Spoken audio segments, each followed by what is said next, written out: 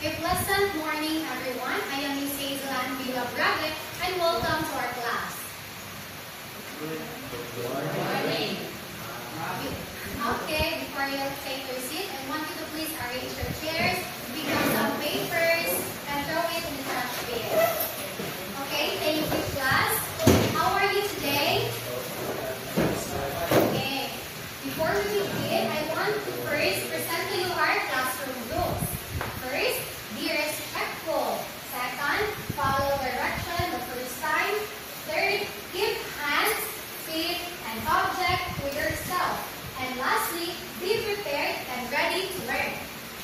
Now, can somebody please tell me who are the absent for today? Okay, very good. Wala tayong absent today.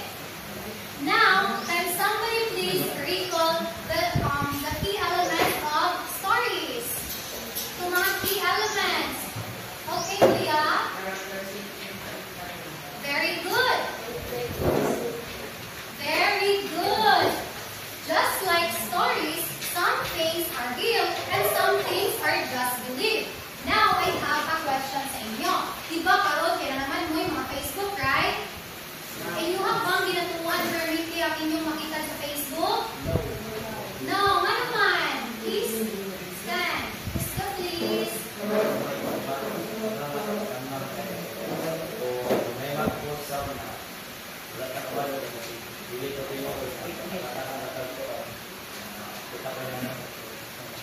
Very good. Pero ang pangutana, ginaunsa ninyo pagkabalo if tinuod ba na mabili? Ginaw ba yan? Sige, siya na po daw. Sige na saan? Sige, isa na. Ang saan pagkakabalo? Ma? Ang managado sa live. Kumusta pa, Jud? Ang balita. Ay, very good. Magkanaw sa balita. Tinuod ba, Jud? Na mga information, right? Very good. Today, our topic would be about fact and opinion. And we will learn how to distinguish a fact from opinion. Fact or opinion. Now, before we proceed to our first activity, let me first present to you our learning objectives.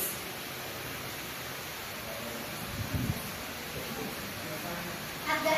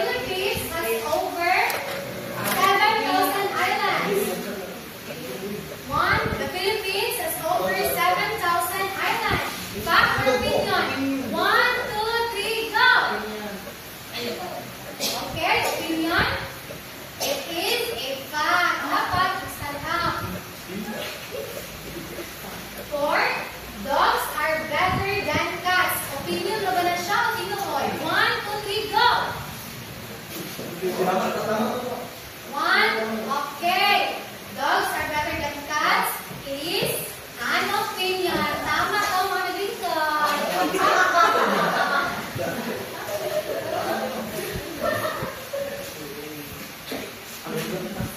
Lastly, the world is round.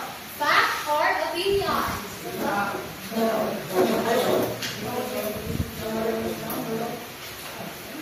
Okay, later on we will distinguish if fact or opinion. Now, thank you everyone.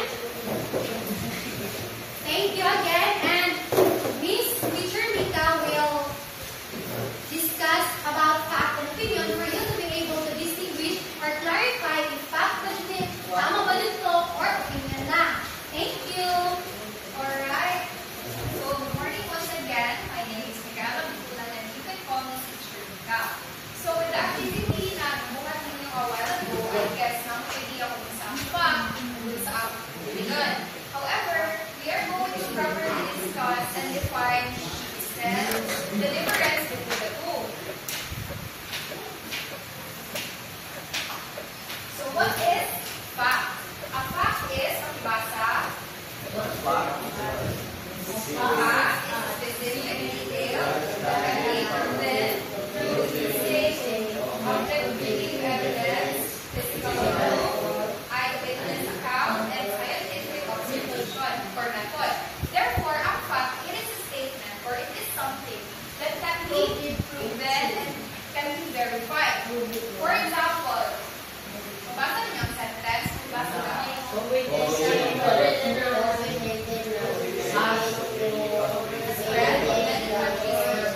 kung sa fact siya kay, ang COVID-19 before is, dahil siya mga credible sources. Therefore, it can be verified, it can be proven na, okay, very good. Now, when we say opinion is, basa, okay, so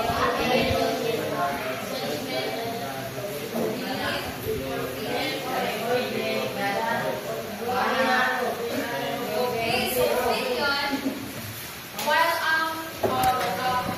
fact is pwede siya ma-prove or na may evidences, ang opinion is it's just a statement na nag-state of opinion, emotion, or based sa beliefs sa isang tao.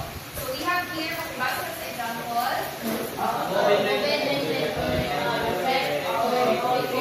okay, so what makes it opinion? Di ba ang COVID-19 is a communicable disease na tanan is maapektuhan. Di ba namin mga bata po na makakuhaan na sakit before? So opinion lang siya because pwede siya makuha sa isang katao regardless of their age. So nakuha ninyo ang difference between sa fact and opinion. Okay, to test if na-gets with ninyo ang discussion, we are going to have another activity.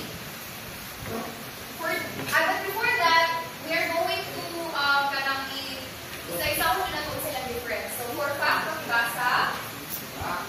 Okay. And based on evidence. But opinion is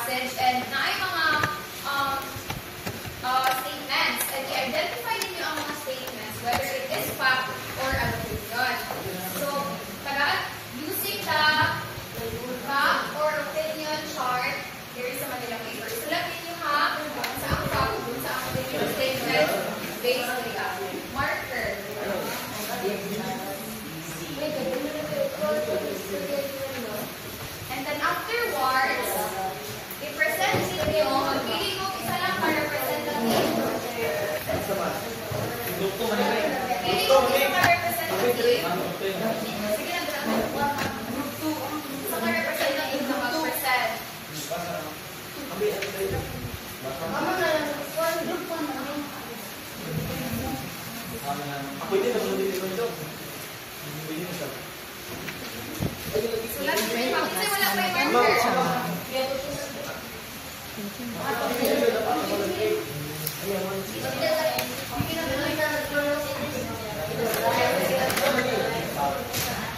Okay, nag-gets na niyo ang instruction.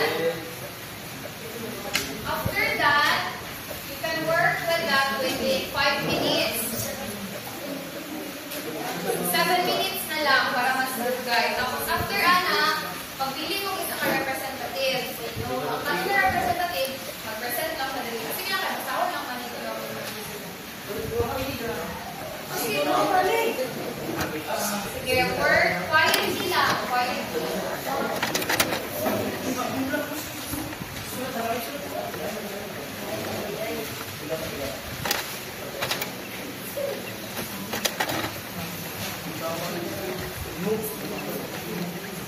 Okay, you have 10 minutes. Ayaw mo paspas-pas. May 10 minutes in your work time.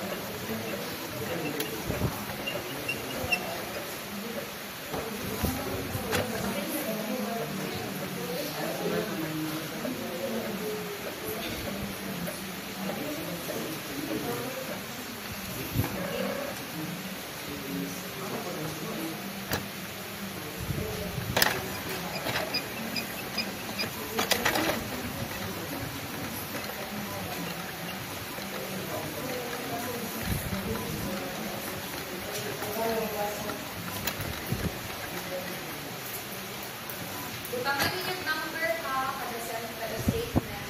Naningin lang mo. 31.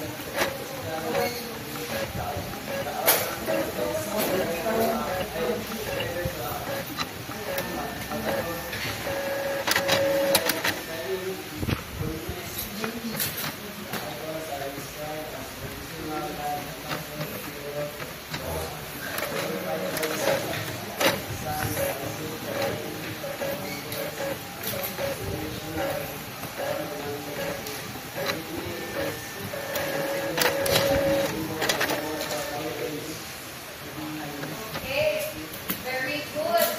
So, nag-aaral na sila o kabalo mo sa Angel Club? Okay, Angel Club in 3, 2, 1, go!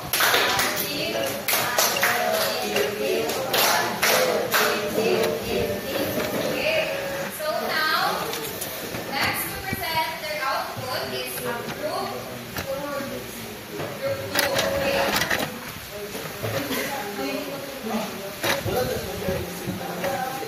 Isulat lang dito, ha?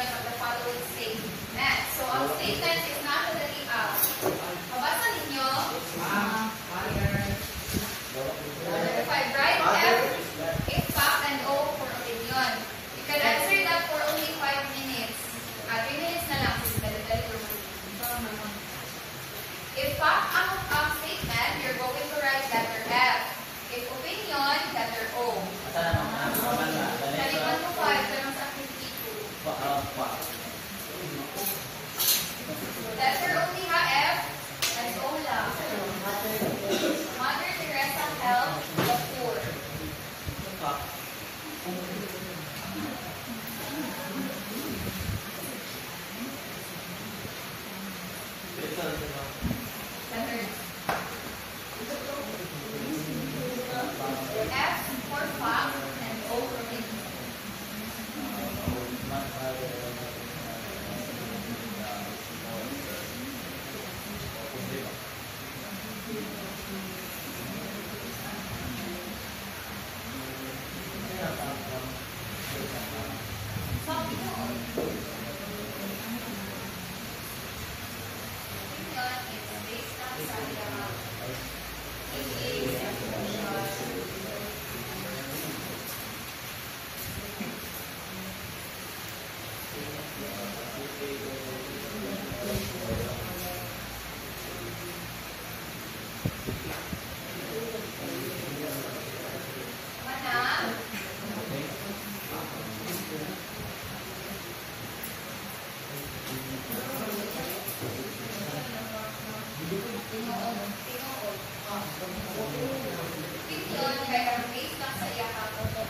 Preference or maybe sa iyang emotion, sa iyang feeling, or sa iyang belief.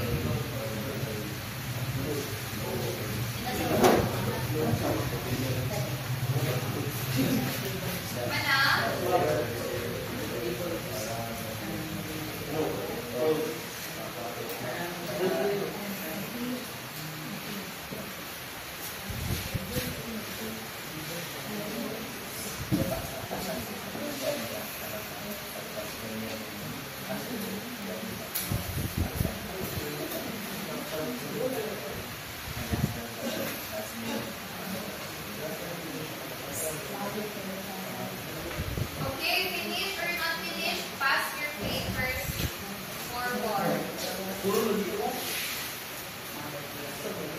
Sige daw, let's try to answer now the questions. Number 1. Raise your right hand lang yung mag-answer mo. Number 1, how should you write out the board? Opinion. Number 2, ice cream is the best dessert. F. Opinion, very good. Number 3, the Pacific Ocean is the largest ocean. Wow. Number 4, pink is a color only for girls. Opinion. Number 5, the earth revolves around the sun. Okay, very good. So, I hope na nag-gets ninyo ng discussion and mag-discuss ninyo between fact and opinion. So, for now, we are going to listen to Teacher Kai for his another argument.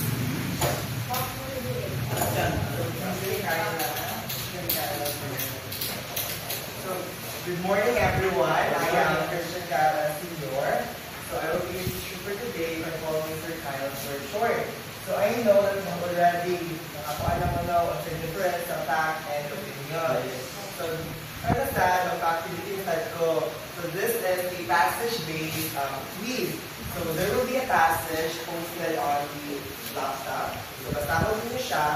Then you're going to answer these statements, whether it is a fact or an opinion. Okay, nakuha ba? Chicken? Yes. If nakuha niyo siya may nugget, again, chicken? Yes. Okay.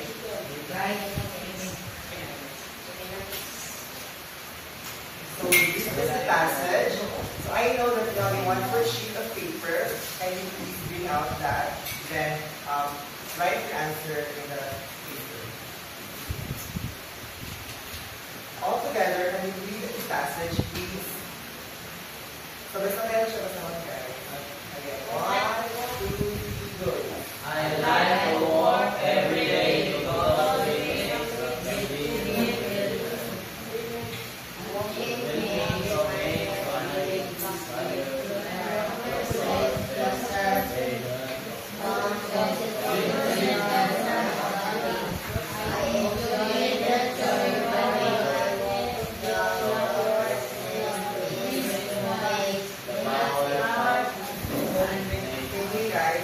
So now, are you ready to answer?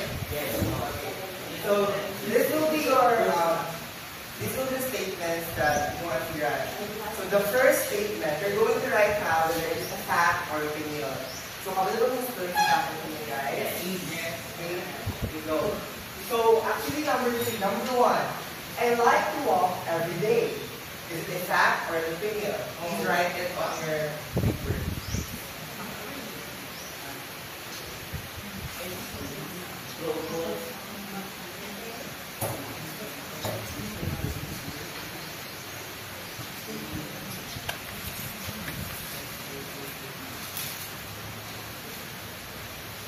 Okay, guys.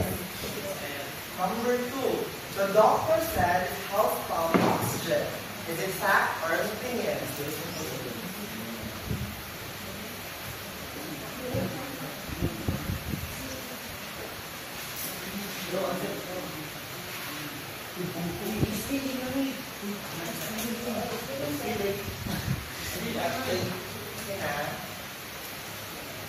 Number 3.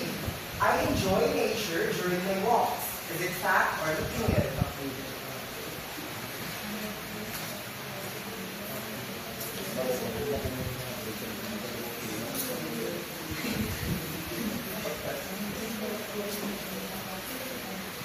Number 4. My heart beats faster when I walk. Is it a fact or an opinion?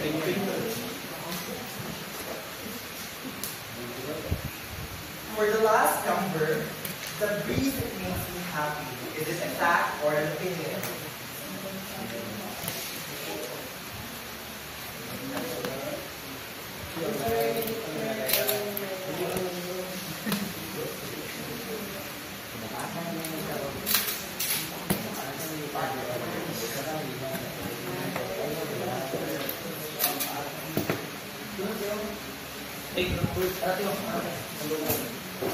Are you done answering, guys? Okay.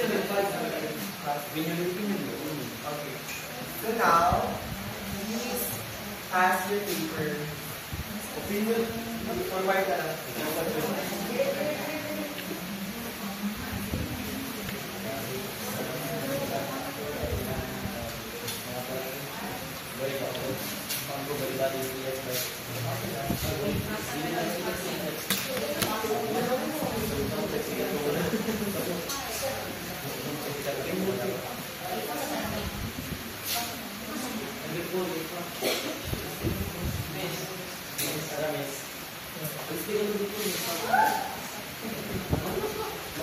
Thank you so much, everyone. Now, I know that you're already, nalalaman about fact and opinion. Yes. Okay na. So, ngayon, para ko sa inyo kung sa inyo nibalaan sa fact and opinion. So, can I help anyone to answer what is the fact?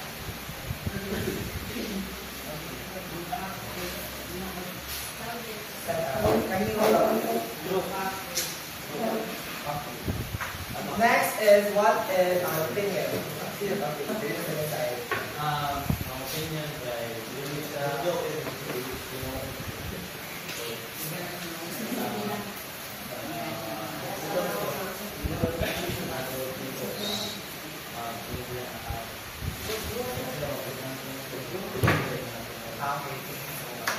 Now, what is the difference between the two? Kung sa'yo kalalahian nila sa fact and opinion? Anyone? Kalalahian nila? Ikaw ba kalalahian?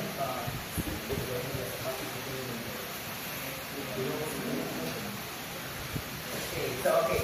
So, fact is based on evidences. So, mag-prove na siya. For example, ang coronavirus, makuan daw siya ma-acquire through pagkuhan sa mga ubo, sipon, anak. Where opinion is like, for example, pag-COVID lang ka tungkol sa allergy mo, which is not true siya. Pero it's an opinion din. Ngayon sa ka wapa kayo siya, that is an opinion.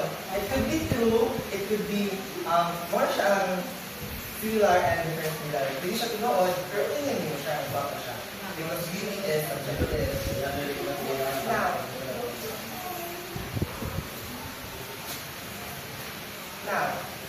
Now, for the next activity, I will be giving you the long passage, and we're going to answer it sa inyong for Japan. So, sound niyo siya.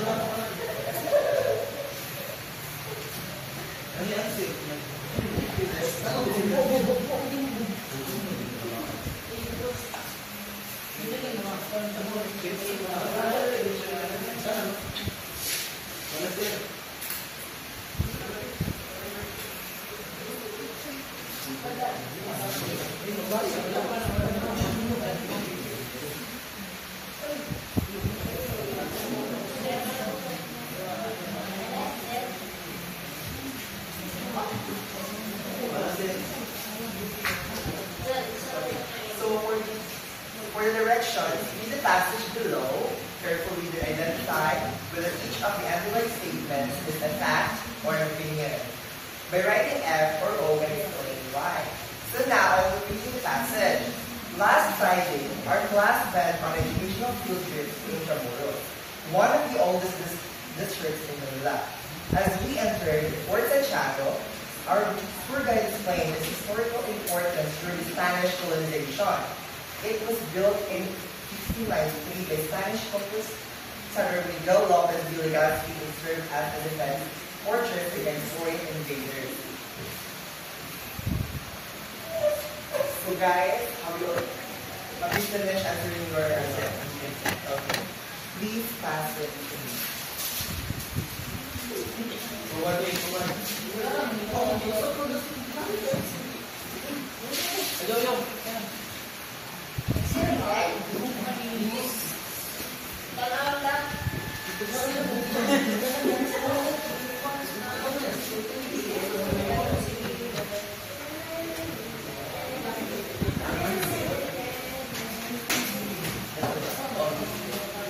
Okay guys, now for your assignment,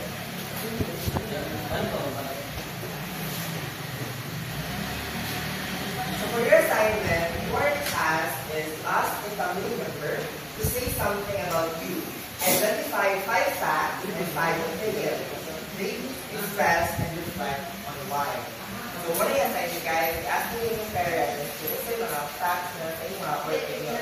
For example, ang fact is natao mo sa inyong birthday. For example, June 5, 2013. So that is a fact. Walang opinions mo na iyong parents na bako kaya mo anak or bako mo anak. That is one opinion. So, I'm expecting everyone to pass ang assignment tomorrow.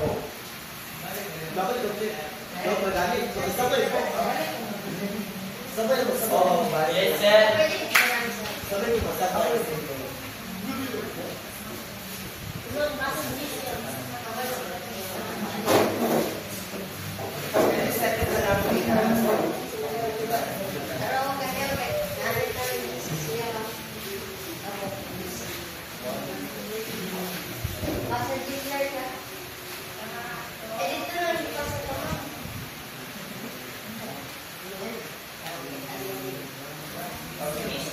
So I hope that sabi nyo kung sure mo sa assignment. And thank you so much for your time. Thank you sa inyo guys. And also, I am Christian Carla Senior with your other teacher Hazel Ana Braga and teacher Michaela Tulan. Thank you so much and again, mabuhay. Bye!